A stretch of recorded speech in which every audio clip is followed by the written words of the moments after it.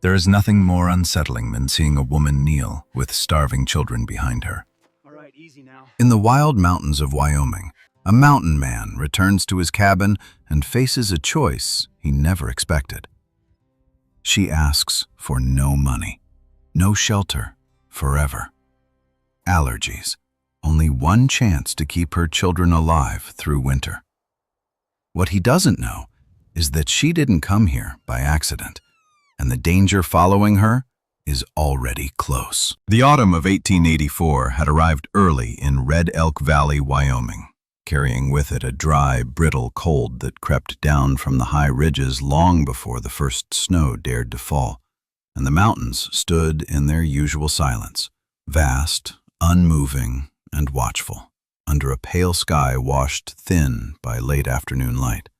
A sky that made men feel smaller, whether they admitted it or not. Caleb Rourke felt it every day. His cabin sat alone at the edge of a clearing carved by his own hands years ago, logs darkened by weather and smoke, roof heavy with pitch and pine needles. The kind of place built by a man who expected no visitors and asked for none. Caleb was 41, broad-shouldered and weather-worn, with the posture of someone trained long ago to remain alert even in stillness. His hair had gone prematurely gray at the temples, his beard kept short not for vanity but habit, and his eyes, steel blue and measured, carried the distant weight of a man who had seen too much blood to romanticize solitude.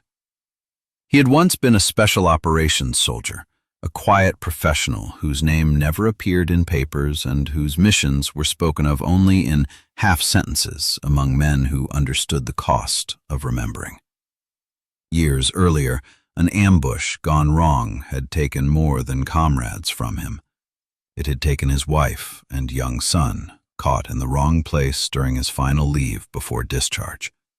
And something in Caleb had closed forever after that, sealing him off from towns, from faith, from the idea that the world offered fairness to those who obeyed its rules. He now lived by rhythm instead of hope. Cut wood, mend tools, hunt cleanly, prepare for winter, repeat. Beside him moved Ash, his canine partner from his last years of service, an aging Husky German Shepherd mix with a thick gray and black coat dusted lighter around the muzzle, amber eyes, sharp despite his 10 years, and a temperament that balanced restraint with instinctive vigilance. Ash no longer charged at sounds without command, but he noticed everything. The change in wind, the unfamiliar scent beneath pine and dust, the quiet wrongness that preceded trouble. And Caleb trusted the dog more than he trusted men.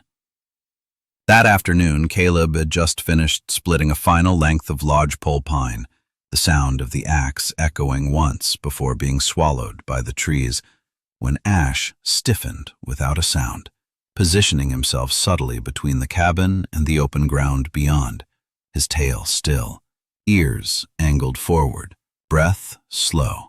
And it was that silence that made Caleb turn, hand resting loosely on the handle of his axe. What he saw stopped him cold. In the dirt before his cabin, illuminated by the low slant of sun that made even suffering appear sharp and unavoidable, a woman knelt, with her head bowed and her shoulders trembling, her dark hair tangled and unwashed, strands stuck to a face hollowed by hunger and exhaustion. Her dress, little more than layered rags, patched and repatched until cloth gave way to thread, and one arm extended upward toward him, not in drama but in instinct, fingers raw and cracked as if they had reached for help too many times already. Behind her stood 5 children in a loose, silent cluster. No crying, no begging, only thin bodies wrapped in mismatched coats, eyes too large for their faces, fear and hunger living side by side in their stillness. They did not move, did not speak, did not step forward, as though they had learned that sound could cost more than it gained. Caleb had seen kneeling before, Men breaking under interrogation, civilians pleading at checkpoints, enemies bargaining for minutes. But this was different. Stripped of performance, emptied down to survival. The woman lifted her face just enough for him to see her eyes, dark and steady despite the tremor in her body. And when she spoke, her voice was hoarse but controlled, shaped by someone who had decided panic was a luxury she could not afford. She said her name was Eliza Moore. She did not ask for money. She did not ask for shelter beyond what the day required. She did not explain where she had come from or where she was going. She said only, "Please feed my children. I will pay with my life if I must." The words landed heavy in the still air, not because they were dramatic, but because they were offered without expectation. Caleb did not answer at once. He studied her hands first. Hands told more truth than faces ever did, and saw the thickened skin along her palms and fingers, the small scars of repeated labor, the ingrained dirt that did not belong to someone unused to work. And something in him noted the detail automatically, the way it once had when deciding whether a stranger was threat, ally, or liability. Ash took a single step forward then, placing his body squarely between Eliza and the children, not in aggression but in assessment, nose lifting, drawing in her scent, then turning his head slightly toward Caleb, eyes flicking up in a way the dog had learned long ago meant waiting for command rather than judgment. Caleb felt the old reflex stir, the soldier's instinct to close ranks, to remove variables. But it collided with another memory, uninvited and sharp, of his son's face the last winter before the ambush. Cheeks flushed from cold, eyes bright with the belief that fathers could keep the world at bay simply by standing in front of it. He glanced at the children again and saw that same belief missing, replaced by something quieter and far more dangerous. Resignation. The mountains around them remained unchanged, vast and indifferent, wind whispering through pine needles like a breath held too long, and Caleb became acutely aware that whatever decision he made in the next moments would not be undone easily, not by apologies, not by explanations, not by the excuse of isolation he had worn like armor for years. He thought of the coming winter, of rations counted precisely, of the rule he had lived by since retreating into Red Elk Valley. No strangers, no attachments, no debts, and he felt the tension between discipline and mercy tighten in his chest. Eliza did not shift, did not beg again, did not look back at the children as if to remind him of them. She simply held her position, shoulders bowed, arm extended, as though the act of kneeling itself was all she had left to offer.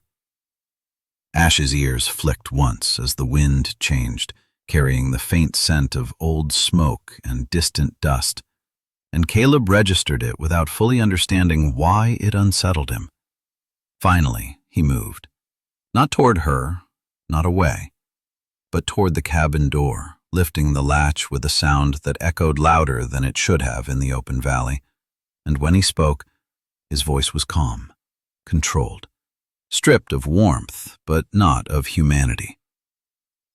"Get them inside," he said, not as an invitation, not as charity, but as an order shaped by something deeper than habit. Eliza's breath hitched once, a sound she could not stop, and she bowed her head before rising carefully, guiding the children forward as if afraid the moment might vanish if she moved too quickly. And as they crossed the threshold, Caleb stood aside, Ash stepping back just enough to let them pass, his eyes never leaving the woman's face, waiting, always waiting, as the late afternoon sun slid lower behind the mountains and the door to the cabin closed on a silence that no longer belonged to one man alone. The first night passed without ceremony, without gratitude spoken aloud. as if everyone inside the cabin understood that words might fracture the fragile truce holding them together. And when morning came to Red Elk Valley, it arrived pale and restrained, the kind of dawn that slid quietly across the mountains rather than announcing itself. Caleb Rourke woke before the children did, habit pulling him from sleep long before comfort could settle in, and for a moment he lay still on his narrow bunk, listening, disoriented by a sound he had not heard in years, the uneven rhythm of multiple breaths rising and falling beneath his roof. Proof that his carefully measured solitude had been altered. Ash was already awake, curled not at Caleb's feet as usual, but near the hearth where the children slept, wrapped together like a small, instinctive pack, the dog's thick body positioned so that none of them touched the cold stone floor, his ears twitching at every unfamiliar creak of wood or whisper of wind. And Caleb took note of that, silently, because Ash did not offer protection lightly. Caleb rose, pulled on his worn canvas shirt and wool trousers, and moved through the cabin with practiced quiet, setting water to warm and slicing what little dried meat he could spare with a precision that bordered on ritual. He had told Eliza Moore they could stay 3 days, no more, no less, and he intended to keep that boundary intact. Not out of cruelty, but necessity, because boundaries were the only thing that had kept him standing since the world had taken everything else. Eliza woke soon after, rising from the floor with a stiffness that suggested nights spent on harder ground than this, her movements careful, her expression guarded yet alert. And she did not speak immediately, only nodded once in acknowledgement before beginning to work as though the arrangement had already been decided and accepted without further discussion. She swept the floor with a bundle of twigs tied neatly at one end, mended a torn seam in one of the children's coats with thread pulled from her own sleeve, and organized the sparse shelves with an efficiency that spoke not of servitude but survival. And Caleb watched from a distance, not intruding, not offering instruction, noting the way she conserved motion, the way she positioned herself so she could see both the door and the children at all times. The children themselves moved cautiously, as if the cabin were sacred ground that might reject them if treated carelessly. The eldest, a boy of perhaps 10 with hair cut unevenly and eyes too old for his years, took responsibility without being told, leading the others outside to gather fallen branches near the tree line and hauling them back with quiet determination, while a smaller girl followed close behind him, mimicking his seriousness. And Caleb saw something in that unspoken order that unsettled him more than chaos would have. Eliza cooked when the fire burned low, coaxing warmth and scent from ingredients Caleb had long considered nothing more than sustenance for himself and Ash, transforming scraps into something that resembled a meal. And when he tasted it, he did not comment, though something tightened unexpectedly in his chest, because it reminded him of mornings long ago when his wife had done the same, with less, and somehow made it enough. Ash, who had always eaten alone and last, lay close to the children now, his tail occasionally thumping once against the floor when one of them stirred too close to the fire, and that shift did not escape Caleb's notice. In the field, Ash had been trained to bond quickly when lives depended on it, but here there was no command, no mission, only instinct choosing allegiance, and Caleb found himself wondering what the dog sensed that he did not. Over the course of the day, Caleb worked outside as usual, repairing a sagging section of the woodpile roof and checking the traps he had set near the creek. But his attention fractured more than once when a distant sound carried through the valley, a faint echo of hooves somewhere beyond the ridge, a sound that might have meant nothing, yet each time Eliza flinched almost imperceptibly, her shoulders tightening, her eyes lifting toward the same unseen horizon, and the reaction was so consistent that Caleb began to track it the way he once tracked tells in enemy movement, not accusing, not confronting, simply filing the knowledge away. That night, as the wind rose and the temperature dropped, Caleb set extra blankets by the hearth without comment, and Eliza accepted them without gratitude spoken aloud, only a steady look that acknowledged the gesture without turning it into a debt. And when the children slept, she sat awake longer than necessary, hands folded, listening, as though waiting for something she could not yet outrun. On the second day, the rhythm deepened rather than settled. Eliza washed clothes in the creek with numb fingers, humming softly under her breath, a tune worn thin by repetition, while the children learned quickly where they were permitted to go and where they were not, respecting invisible boundaries with the same seriousness Caleb himself once had. And it struck him that they behaved not like children accustomed to safety, but like those who understood how easily it could be withdrawn. When Ash chose to sleep again beside them that night, his body forming a barrier between small forms and the door, Caleb felt a faint, unwelcome warmth spread beneath his ribs, a sensation he did not trust, because warmth led to attachment, and attachment led to loss, and loss was something he had survived only once. Eliza spoke little, but when she did, her words were precise, revealing intelligence sharpened by necessity rather than schooling. And Caleb realized she was not weak in the way the world defined weakness. She was exhausted, worn thin by vigilance and responsibility, and still standing. And that distinction mattered more to him than he cared to admit. On the third morning, as promised, Caleb prepared to speak the words that would end the arrangement, to remind her of the boundary he had set. But before he could, a distant sound rolled across the valley again, closer this time, unmistakable, and Eliza stiffened fully now, breath catching as though struck, her gaze snapping toward the far tree line with naked fear she could no longer mask. And in that moment, Caleb understood that whatever had driven her here had not yet stopped looking. He did not ask her questions then. He did not confront her with the evidence of her reactions. Instead, he watched Ash rise smoothly to his feet, muscles taut, ears forward, the old wariness sharpening his posture. And Caleb felt the path of the next days narrowing around them, choices constricting even as the cabin felt fuller than it had in years. That night, as the fire burned low and the children slept close together, Eliza sat across from him, her face softened by firelight, shadows tracing the hollows of her cheeks, and for a brief, unguarded second, their eyes met, not as benefactor and burden, not as protector and supplicant, but as two people who had both learned what it meant to keep going when stopping felt easier.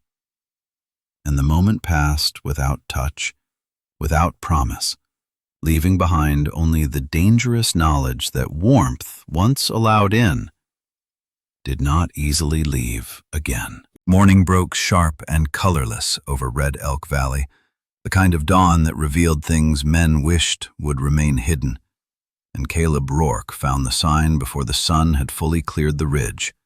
Fresh hoofprints pressed deep into the damp grass just beyond the split-rail fence, their edges still clean, their spacing measured, telling him the horse had not been driven hard but guided with patience and intent.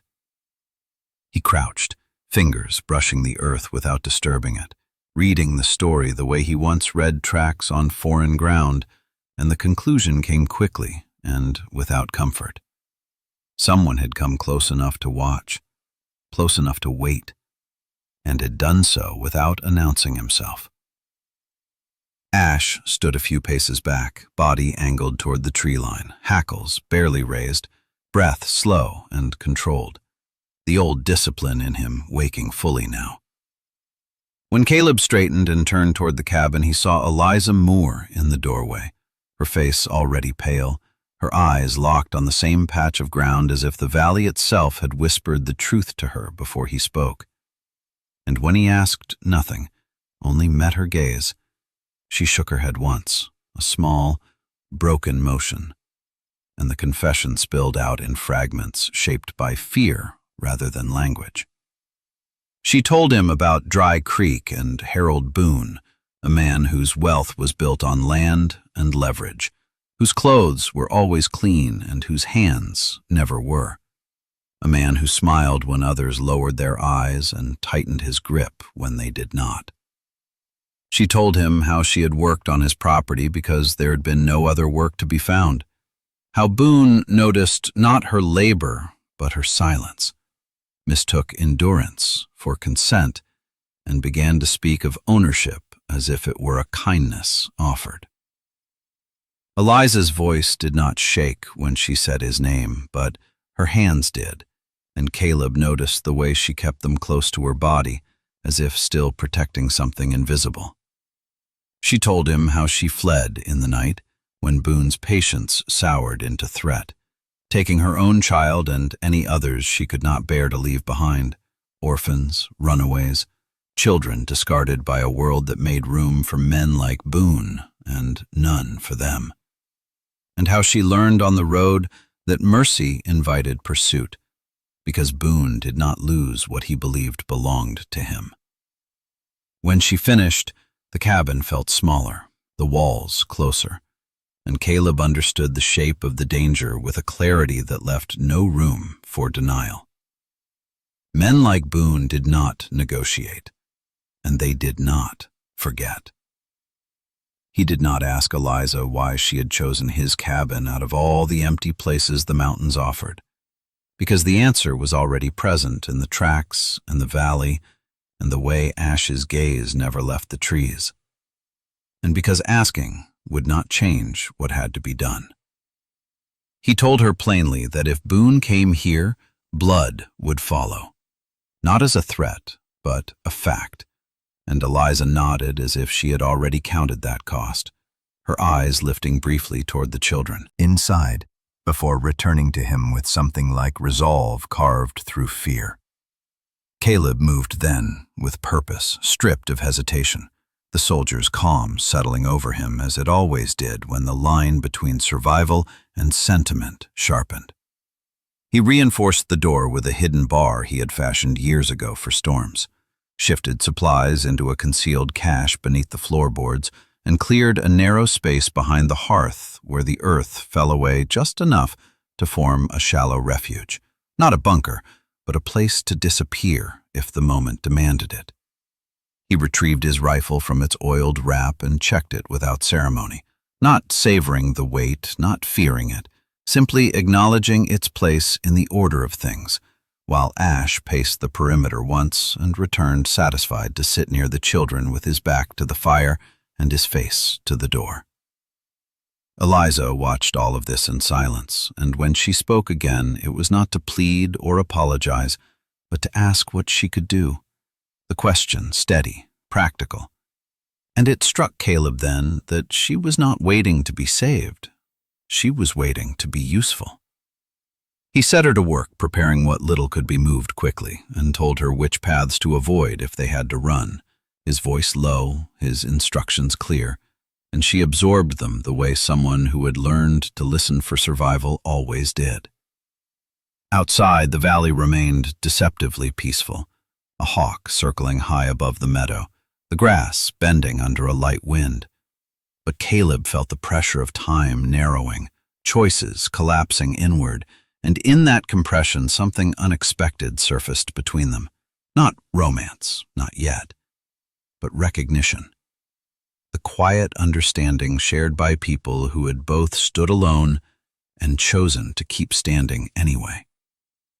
Eliza looked at him once as he finished securing the last hinge, not with gratitude, but with a steadiness that acknowledged him as more than a benefactor.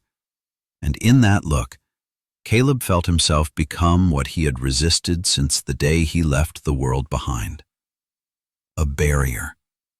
A wall placed deliberately between harm and those who could not absorb it.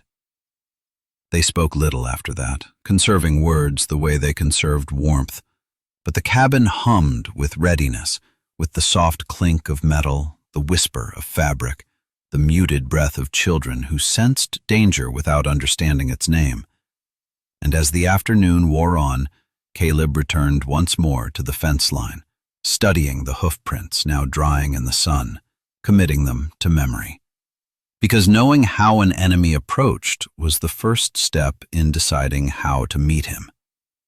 He did not say Boone's name again, and Eliza did not need him to. The man existed now as a presence felt rather than seen, a tightening of air, a promise carried by the tracks in the grass. And when Caleb finally turned back toward the cabin, Ash rose with him in perfect sync, and Eliza stood at the threshold, no longer kneeling, no longer reaching upward, but standing, close enough that the space between them felt charged, unspoken, a line drawn not in words but in resolve, and the valley held its breath as if aware that whatever came next would not pass quietly. Boone arrived without hurry, as men accustomed to being obeyed often did, his horse stepping into the clearing with the calm assurance of an animal that had never been taught fear. And behind him came two others, hard-faced riders with sunburned skin and eyes that skimmed the cabin, the woodpile, the creek path, measuring value the way gamblers measured odds, while Harold Boone himself dismounted with a smoothness that suggested money had spared him the necessity of learning things the hard way.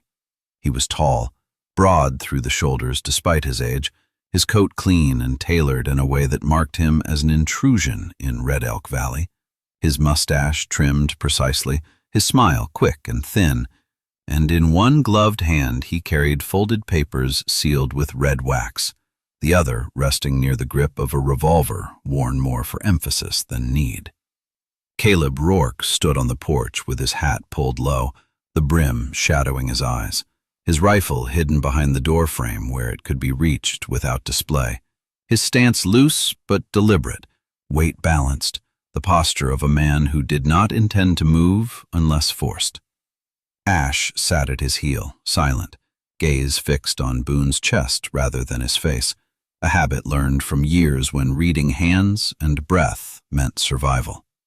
Boone spoke first, his voice smooth, practiced, carrying easily across the clearing as though the valley itself were a courtroom and he the only one accustomed to speaking in it, announcing his name as if it should settle the matter by its own weight, then producing the papers with a flick of his wrist and gesturing toward the cabin with casual ownership, explaining that the land was under dispute, that records in Dry Creek placed the cabin squarely within property he controlled, and that matters could be resolved cleanly if cooperation came quickly.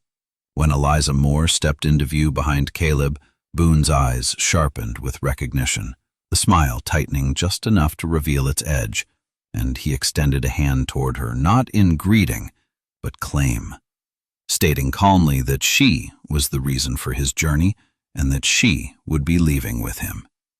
Caleb did not look back at Eliza when he spoke, did not need to, his voice flat and unraised as he delivered the single sentence that drew a line Boone had not expected to find in this forgotten place. "There's nothing here that belongs to you." Boone laughed softly, the sound incongruous against the quiet of the valley, and with a small gesture of his fingers directed one of his men toward the horses tethered near the trees and the other toward the stacked supplies. The meaning clear. Pressure applied not through bullets, but through removal. And Caleb felt the calculation tighten inside him, the part that weighed distance to cover, number of threats, cost of engagement. The same calculus that had once saved lives and ruined his own. He could leave. He knew that with a certainty sharpened by habit. The mountains would hide him as they always had, and Boone's reach would thin with every mile. But as the riders moved and Eliza's children clustered around her, small hands clutching fabric, faces turned toward him with a fear that mirrored something he had once seen reflected in a window during a blizzard long ago, the choice became something else entirely, no longer about escape or survival alone. Eliza felt the shift before he spoke again. She had been watching him from the threshold, seeing not the mountain man the valley whispered about, but the soldier beneath, the man shaped by loss into restraint. And when Boone's eyes flicked toward the children with interest thinly veiled as curiosity, she understood at last the silence Caleb carried, the way grief had driven him into the mountains, not to disappear, but to endure. Later she would learn the details in fragments, how years earlier a sudden storm had closed the pass without warning, how a cabin like this one had filled with snow while Caleb was miles away, how by the time he returned there had been nothing left to save. But she did not need the full story to read the weight of it now, to recognize the cost etched into the lines around his eyes as he stepped forward, placing himself fully between Boone and those behind him. Boone's smile faded into something colder as he adjusted his gloves and spoke of consequences, of law and enforcement, and patience wearing thin. And Caleb listened without interrupting, the words washing past him as irrelevant noise, because his decision had already been made in the space between breaths, in the instant he acknowledged that he was no longer willing to trade motion for safety at the expense of others. He could feel Eliza's presence close behind him, steady now, no longer shrinking, and when she spoke quietly to him, it was not a plea, but an understanding. A simple acknowledgement that she knew why he lived alone and why he had opened the door when he did, and that knowledge passed between them like a hand finding another in the dark, brief and unspoken, charged with a tenderness neither dared name. Boone, sensing resistance solidifying, ordered his men to proceed, the clink of tack and scrape of boots punctuating the air, and Caleb shifted just enough to block the path without raising his weapon, ash rising with him, body taut, a low warning rumbling in his chest, the sound enough to make one of the riders hesitate. The valley held its breath. Caleb did not threaten, did not bargain, did not reveal the preparations he had made or the limits he had accepted. He simply remained where he was, a barrier shaped by choice rather than accident. And when Boone studied him more closely, recognizing perhaps for the first time that this was not a frightened settler, but a man who had already lost everything worth losing, the balance tilted in ways no document could correct. The confrontation did not end that day with resolution or retreat, but with something more dangerous. A promise, deferred, a line drawn, a certainty that whatever came next would not be settled by paper alone. And as Boone mounted his horse again, eyes lingering on Eliza with possession undiminished, Caleb felt the quiet settle back into the clearing, heavier now, freighted with inevitability. When the riders disappeared into the trees, the cabin felt altered, the air charged with what had been revealed and what had been chosen. And Eliza stood beside Caleb without touching him, close enough that the space between them seemed intentional, her voice low as she thanked him, not for protection but for staying. And Caleb nodded once, the gesture small, final, knowing that in choosing to remain he had accepted not just danger but connection, and that whatever warmth had begun to grow between them would now be tested by fire rather than comfort. The first shot did not come from Caleb or Boone, but from one of Boone's men whose nerves finally snapped, the crack of the rifle echoing off the rock walls like a challenge thrown at the sky itself. And in that instant, the valley answered in a way no man could command. Because sound in the high country carried consequences beyond intention, and the mountains had been listening long before the argument began. Snow loosened high above them where late spring warmth had weakened the old crust, a deep, rolling thunder replacing the sharpness of gunfire as the slope fractured in slow inevitability. And Caleb knew, before he saw it, that the mountain was moving. He did not shout Boone's name or curse fate or raise his weapon again. because training and instinct fused into one decisive motion as he turned, seized Eliza by the arm, and pulled her toward the low stone entrance he had carved into the hillside months earlier for winter storage.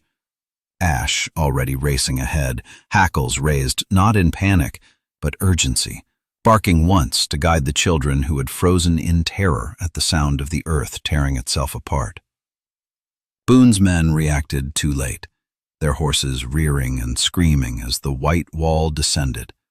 Boone himself staring upward with disbelief etched across his refined features, the papers in his hand tearing loose and fluttering uselessly as the ground vanished beneath them. And then the avalanche swept through the clearing with a force that erased argument, ownership, and threat alike.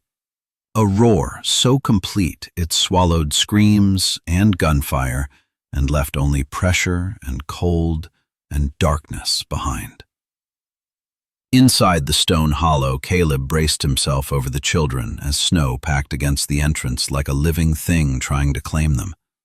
Eliza pressed against his side, her breath ragged but controlled as she wrapped her arms around the smallest child and whispered steady words meant more for herself than for them, while Ash positioned himself at the opening, body rigid, ears forward, guarding the threshold until the mountain finished speaking. Time lost meaning there, measured only in breaths and heartbeats, until the sound softened into silence so deep it rang. And when Caleb finally shifted, testing the packed snow with his shoulder, daylight broke through in a narrow blade, cold air rushing in like forgiveness. They emerged cautiously into a valley transformed. Trees snapped like matchsticks, the clearing buried beneath a smooth, deceptive white, and of Boone and his men there was no sign at all. No horses, no tracks, no bodies. Only the absence where menace had stood, as if the mountain had decided the matter conclusively. In the days that followed, rescue parties from Dry Creek arrived, drawn by rumors of gunfire and the visible scar on the slope. And with them came a quiet, unassuming clerk named Matthew Hale, a narrow man with ink-stained fingers and tired eyes who carried Boone's remaining papers, recovered down valley by a trapper. Hale was no hero, no villain, merely a man who believed in ledgers and truth. And when he examined the documents by lamplight in Caleb's cabin, he frowned and shook his head, explaining gently that the seals were forged, the claims invalid, and that Boone's supposed ownership unraveled under even cursory scrutiny. By the end of the week, official recognition arrived, not with celebration, but with paperwork, stamped and signed, affirming that the land belonged to Caleb by right of occupation and improvement. A technical victory that felt almost trivial compared to the simple fact that Boone had vanished into the mountain's keeping and would not return. Eliza watched it all with a quiet awe that slowly gave way to relief, her posture changing day by day, the habitual crouch of fear easing until she stood straight again, shoulders back, eyes clear. And when she thanked Caleb this time, it was not with desperation, but with resolve, a woman reclaiming herself rather than begging to be spared. The children changed too, laughter returning in small, tentative bursts that grew bolder as the valley healed. And one morning Caleb heard it without realizing what it was until the eldest called out to him across the clearing, the word slipping free as naturally as breath. "Pa," and the others echoed it without prompting, not as a question, but as recognition. And Caleb felt something shift inside him that had been frozen longer than the snow ever could. He did not correct them. He could not. Instead, he built. Not from obligation or solitude, but intention, felling trees with care and shaping a second cabin beside the first, its windows catching the light differently, its door opening wider. Ash supervising from the shade as if the project had always been his idea. and Eliza worked alongside him, not as a servant or guest, but as partner, her hands sure, her voice steady. Their conversations filled with shared silences that needed no explanation. There was no sudden wealth, no grand proclamation of faith or fate, only the slow accumulation of ordinary days made extraordinary by choice. And when spring finally broke the last of the snow and green returned to Red Elk Valley, the miracle revealed itself for what it was. Not divine spectacle, but survival chosen again and again. A family held together because one man refused to turn away when it would have been easier to disappear. And the mountain, ancient and indifferent, had for once agreed to let that choice stand. Sometimes, the greatest miracles do not arrive with thunder or light from the sky. They arrive quietly, when one person chooses not to turn away. Caleb was not saved because he was strong. Eliza was not saved because she begged. The children were saved because someone stood between danger and the innocent. God does not always remove the storm. Sometimes He sends the courage to stand inside it. In our daily lives, we all face moments where it is easier to walk away, easier to say, "It is not my problem," easier to protect only ourselves. But real faith is not spoken. It is lived through choices made when no one is watching.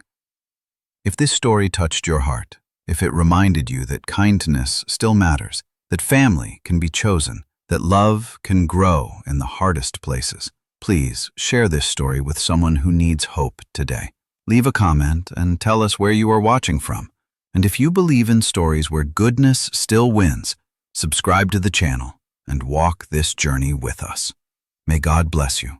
May He protect your family, and may He give you the strength to stand when others need you most.